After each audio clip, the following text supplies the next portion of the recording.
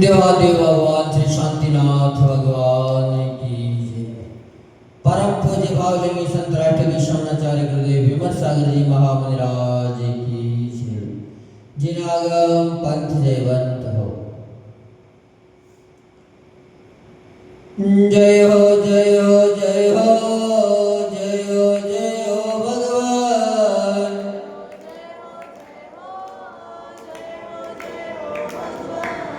जय हो जय हो जय हो जय हो शांति भगवान।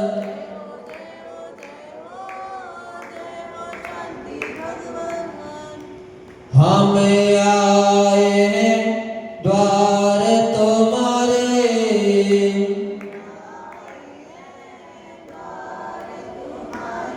दे दो प्रभु जी हमको सहारे।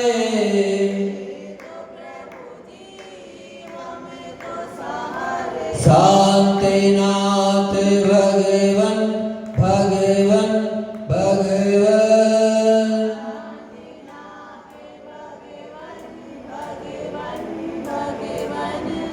जय हो जय हो जय हो जय हो जय हो भगवान।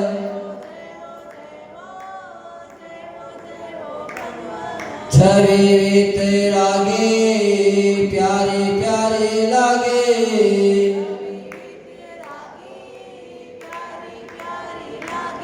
दरस जो पाया धन्य बाग जागे।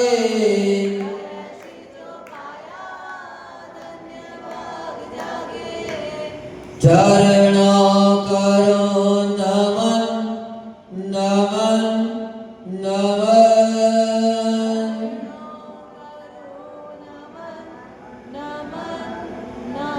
जय हो जय हो जय हो जय हो जय हो भगवान।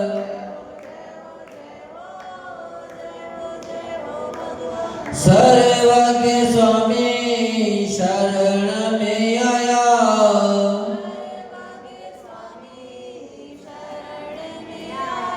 कहीं न मिला जो सुख पाया।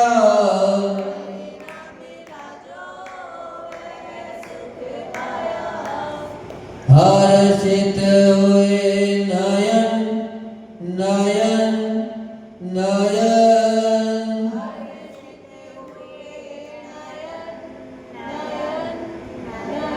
जय हो जय हो जय हो जय हो जय हो भगवान।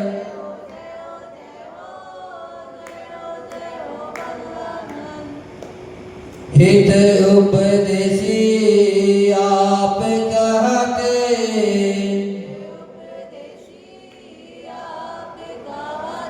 हम गुण गाने भक्त बन जाते।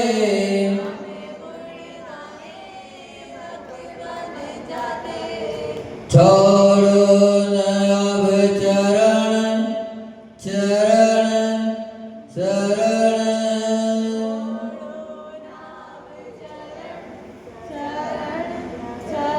जय हो जय हो जय हो जय हो जय हो भगवान।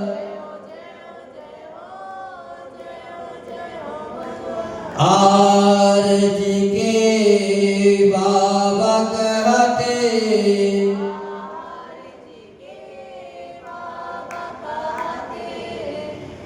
उस्मानपुर के बाबा कहते,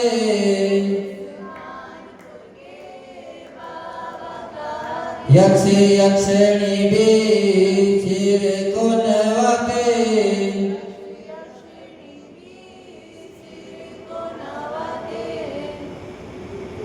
झुकते मुनिगण मुनिगण मुनिगण।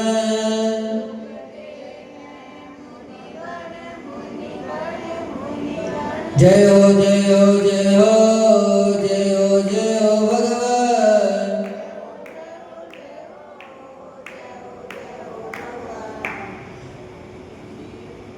दुखिया हो कोई बार पे आए,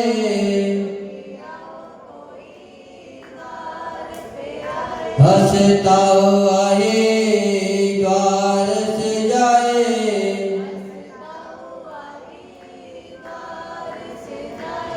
श्रद्धा हो पावन पावन पावन,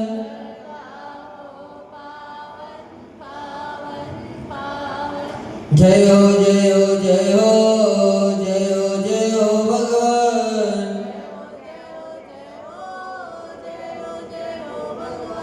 जय हो जय हो जय हो जय हो शांति भगवान,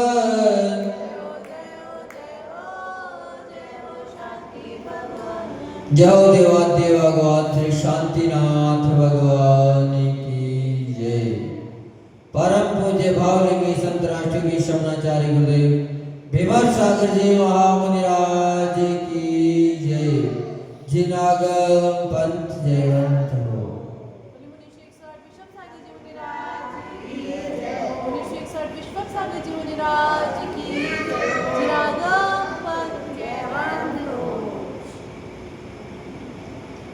आचार्य भगवान कह रहे हैं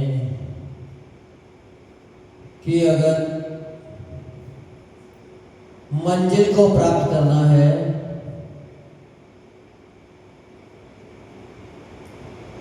मुकाम को प्राप्त करना है तो निरंतर गंतव्य पथ पर बढ़ते चलो। काहे पर बढ़ते चलो? गंतव्य पथ पर बढ़ते चलो यानी मार्ग पर बढ़ते चलो। मार्ग ही एक दिन मंजिल को दिलाने वाला है, लेकिन जो व्यक्ति जो प्राणी मार्ग पर ही नहीं चलेगा और मंजिल को पाना चाहेगा, क्या वे व्यक्ति कभी मंजिल को प्राप्त हो सकता है? नहीं हो सकता। तो आचार्य भगवान कह रहे हैं कि हे आत्मन, विचार कर, कले काल में संतों का समागम बड़ा ही दुर्लभ है। क्या है? कले काल में संतों का समागम बड़ा ही दुर्लभ है, परंतु लोग कह रहे हैं कि महाराज जी संतों का समागम तो बड़ा सुलभ है, जहां देखो वहां संत दिखाई दे रहे हैं, लेकिन वास्तव में देखा जाए तो संतों का समागम बड़ा ही दुर्लभ है। दर्शन आपको हो सकते हैं, संत आपको मिल सकते हैं, लेकिन मिलने के बाद भी संत आपको मिल ही जाए वो कोई जरूरी नहीं है, क्योंकि संतों अत्यंत पुण्यशाली भव्य आत्माओं को ऐसा समागम प्राप्त होता है, हर किसी को संत मिलते नहीं है। संत वाकई में अंत में मिलते हैं। संत में कितने अक्षर हैं? 2.5 अक्षर से संत बना है।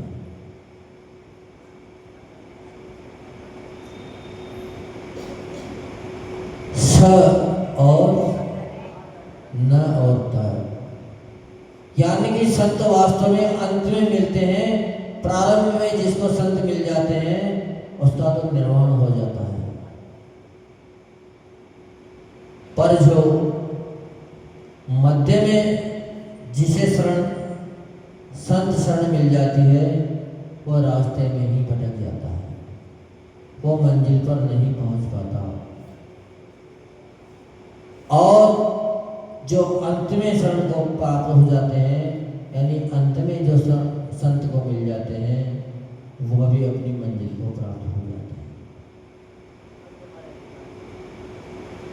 तो या तो संत प्रारंभ में मिल जाना चाहिए या फिर संत अंत में मिल जाना चाहिए, लेकिन जो मध्य में आकर संत को से मिलना चाहते हैं वह अक्सर भटक जाते हैं।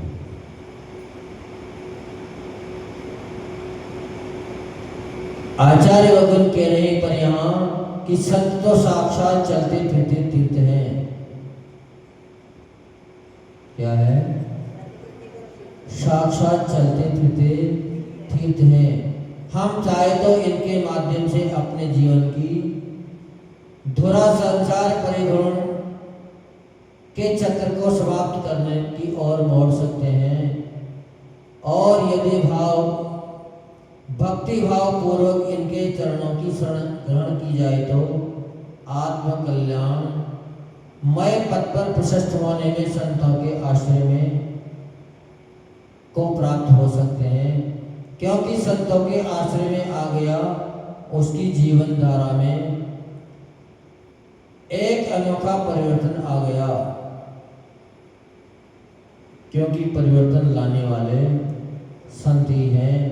या तो परिवर्तन आता है प्रारंभ में या फिर परिवर्तन आता है अंत में, लेकिन जो बीच के पड़ाव में भी परिवर्तन को प्राप्त हो जाता है, वास्तव में तो देखा जाए तो उसी व्यक्ति का जीवन तीर्थ बनता है। न प्रारंभ में संत को प्राप्त होने वाले व्यक्ति का जीवन तीर्थ बन पाता है, न ही अंत में प्राप्त होने वाले व्यक्ति का जीवन तीर्थ बन पाता है। लेकिन जब मध्य में संत का समागम प्राप्त कर लेता है, वास्तव में तीर्थ तो वही होता है। हर कोई तीर्थ नहीं बन पाता है। जब बचपन में संतों से मिलते हैं तो मात्र उनके वात्सल्य से, उनके रोब स्वरूप से प्रभावित होकर, उनकी वाणी से प्रभावित होकर मिलते हैं, लेकिन उनका प्रभाव मध्य में आकर भी वैसा का वैसा ही बना रहे, ये कोई जरूरी नहीं है। क्योंकि बचपन में जितने भी बच्चे मिलते हैं उन लोगों से सभी यही कहते हैं कि महाराज जी हमें तो महाराज बनना है, हमें आपके साथ चलना है, आपके जैसा बनना है। लेकिन जैसे ही धीरे धीरे धीरे धीरे वह मध्य में आकर पहुंचता है तो मध्य में आते हैं उनके पैर डामाडोल हो जाते हैं, वो यहाँ वहाँ फिसलने लग जाता है। पर जब मध्य में आकर भी जहाँ का तहाँ स्थिर रह जाता है, मझधार के कटाव को सहन कर लेता है, वो निश्चित ही स्वयं तीर्थ बन जाता है। फिर उसको किसी अचेतन तीर्थ की जरूरत नहीं पड़ती है, वह स्वयं चैतन्य तीर्थ हो जाता है। और अक्षर मिलते हैं अंतिम पड़ाव वाले, तो अंतिम पड़ाव वाले भी कहते हैं कि महाराज जी मन तो बहुत करता है आपके साथ चलने का, आपके जैसा बनने का, लेकिन अब करें तो क्या करें, हमारा शरीर साथ नहीं दे रहा है। हाँ? जबकि शरीर तो शुरू से ही साथ दे रहा था। शरीर ने कब मना किया था आपसे कि आप संतों के साथ मत जाओ, और अंतिम पड़ाव पे भी मात्र बहाना बना रहे कि महाराज जी अब हमारा शरीर साथ नहीं दे रहा। ये सारी प्रमाद की चर्या है। आप चाहो तो अंत में भी संत बन सकते हो, और कहते भी है संसार में का अंत भला सो सब भला।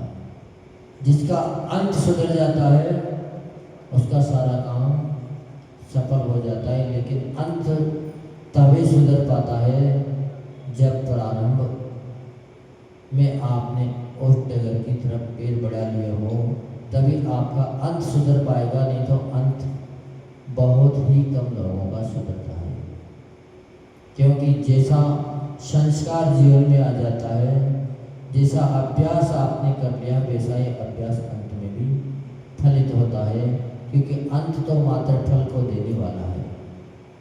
अपन चाहें कि जवानी में धर्म से ना जुड़े, बचपन में धर्म से ना जुड़े, और अंत समय में जाकर धर्म कर लेंगे, तो ये कभी संभव नहीं हो सकता। अंत समय में भी आप बल्कि घर के बेड पर पड़े रहना पसंद करोगे, लेकिन फिर मंदिर में आने का आपका मन ही नहीं होगा।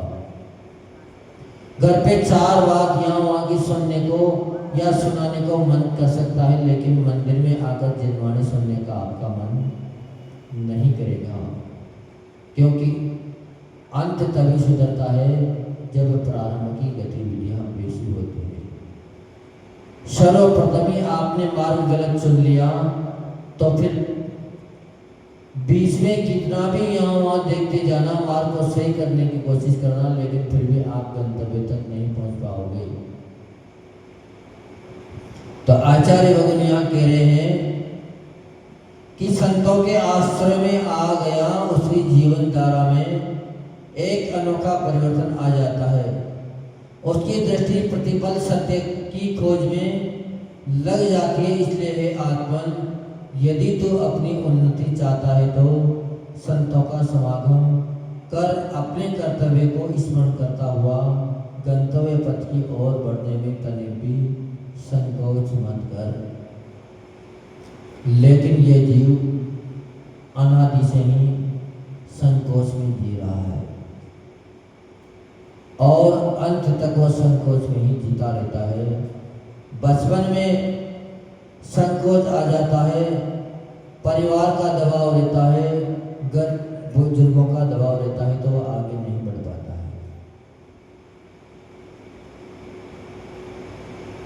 मध्य में आकर वह भटक जाता है और अंत में आकर भी वह दूसरे के दबाव में आ जाता है, क्योंकि उसका शरीर ही काम नहीं करता है। तो आचार्य भगवंत ने इसलिए कहा है कि सर्वप्रथम ही अपने गंतव्य का पथ, मोक्ष मार्ग का अगर आपने अपना लिया तो निश्चित ही हो सकता है कि आप धीमी धीमी चाल से चलोगे, लेकिन अंत में निश्चित ही आप मंजिल को प्राप्त हो जाओगे। क्योंकि संत बनना बहुत ही सरल है संसार में। संत बनना कोई बड़ी बात नहीं है, लेकिन संत बनकर तीर्थ बनना बहुत ही बड़ी बात है। संत तो संसार में बहुत बनते हैं, लेकिन तीर्थ कोई ही बन पाते हैं। हर कोई तीर्थ नहीं बन पाता है। संसार में अनेकों जिनाले तैयार होते हैं, भव्य भव्य धाम तैयार कर देते हैं, लेकिन उनमें तीर्थ संज्ञा को प्राप्त कोई हो पाते हैं। हर जिनाले तीर्थ नहीं बन पाता। ऐसे ही संत तो बहुत बनते हैं, लेकिन हर संत तीर्थ बन जाए ये कोई जरूरी नहीं है। लेकिन जो तीर्थ बन जाता है वो निश्चित ही निर्वाण को प्राप्त हो जाता है। बिना तीर्थ बने भी निर्वाण को प्राप्त नहीं हो सकता। इसलिए निश्चित ही अपने को संत ही नहीं बनना है, संत बन के तीर्थ भी बनना है। और जिस दिन तीर्थ बनने की आपकी सोच हो जाएगी, उसी दिन आपका जीवन सफल हो जाएगा। क्योंकि संत मिलना कोई बड़ी बात नहीं है,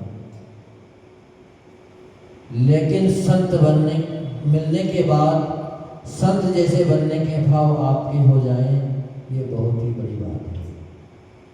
क्योंकि संत ही इस दुनिया से आपको निर्वाण की राह पर ले जा सकते हैं, और संत ही एक ऐसा निमित्त है जो आपकी राह को नरक की तरफ भी मोड़ सकते हैं। संत की को श्रद्धा की निगाह से अगर आपने देखा तो संत कैसा भी हो, लेकिन फिर भी संत आपको मोक्ष की डगर लगा सकता है, यानी आपको निर्वाण की प्राप्ति करा सकता है। लेकिन संत मिलने के बाद भी संत से ना मिले तो निश्चित ही संत के मिलने के बाद जब उच्च ज्ञान की प्राप्ति हो जाती है, लेकिन वो अपने जीवन में न ला पाते हैं, तो वह ज्ञान में अहंकार का कारण बन जाता है। तो पहले भी हमने बताया था कि संत से की भक्ति तो करो, संत के ऊपर श्रद्धा तो करो, लेकिन संत से कभी भी मित्रता मत करो, संत से कभी भी दोस्ती मत करो। संतों की दोस्ती आपको दुर्गति का कारण बन सकती है,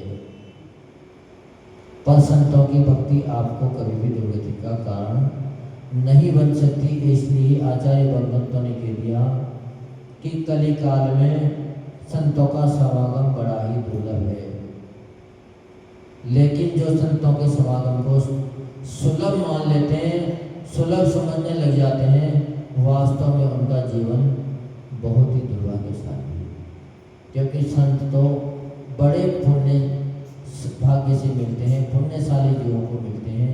हर किसी को संत मिल ही नहीं सकते। संत वो हैं जो आपकी यात्रा को अंत तक पहुंचा दे, यानी आपको जो निर्वाण को प्राप्त करा दे, वास्तव में वही संत हैं और वही तीर्थ हैं। बाकी इस संसार में साधु मिल सकते हैं, आपको वेशधारी मिल सकते हैं, लेकिन संत का मिलना वास्तव में बड़ा दुर्लभ। इस पंचम काल में बिरले ही आपको संत मिल पाएंगे, हर कोई संत नहीं मिल पाएंगे, क्योंकि आपके अंदर संत जब इस संसार की दूरी से निकलने का, चक्र की समाप्ति का और मोड़ दें, वास्तव में वही संत की भक्ति आपको इस संसार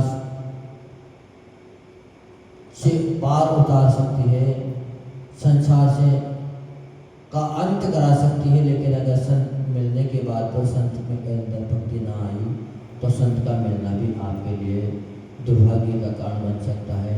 ऐसा आचार्य भगवंत ने कहा है। इसलिए गंतव्य पथ पर सतत व्यक्ति को आगे बढ़ते रहना चाहिए, क्योंकि जो आगे बढ़ जाता है उसको निश्चित ही मंजिल मिल जाती है। यह परम पूज्य बावलेवी संत राष्ट्रपति समाचार्य गुरुदेव विमर सागर जी महाराज की जय।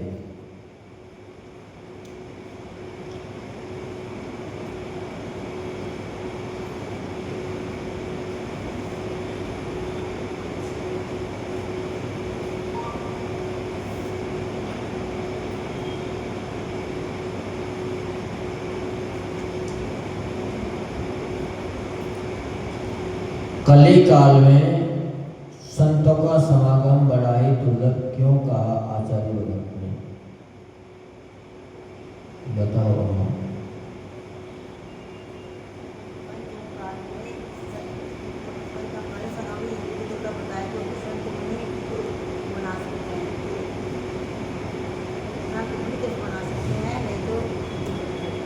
बहुत बढ़िया।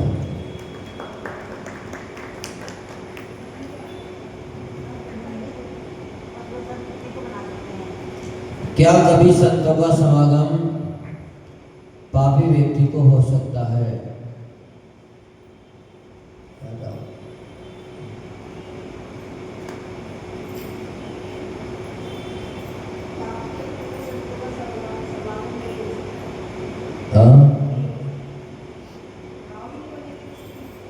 पापी व्यक्ति को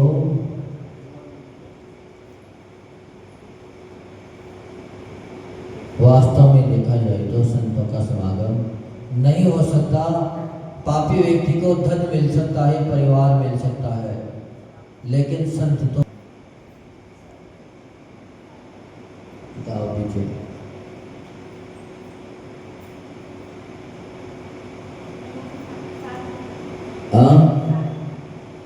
संत ही इस कली काल में चलते फिरते तीर्थ संज्ञा को प्राप्त हैं। बहुत बढ़िया।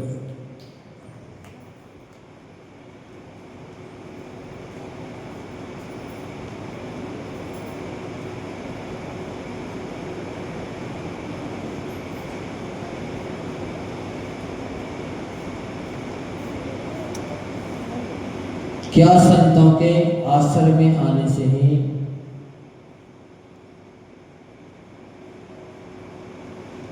दिशा परिवर्तित हो सकती है?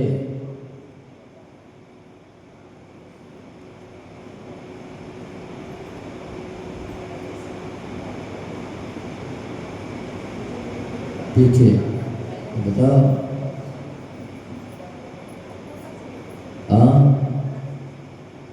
संतों के समागम में आने के बाद निश्चित ही दिशा परिवर्तन हो सकती है। और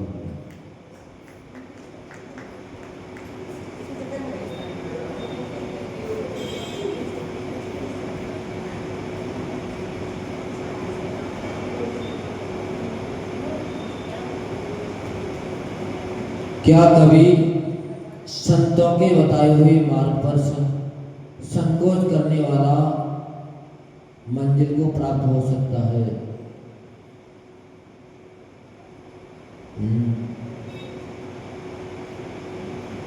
बताओ। हाँ,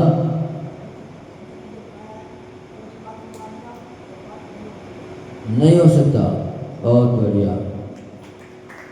क्योंकि संसार में अपने से मिलाने वाले एक संत ही हैं, बाकी कोई भी इस संसार से पार उतारने वाला जीव नहीं हो सकता।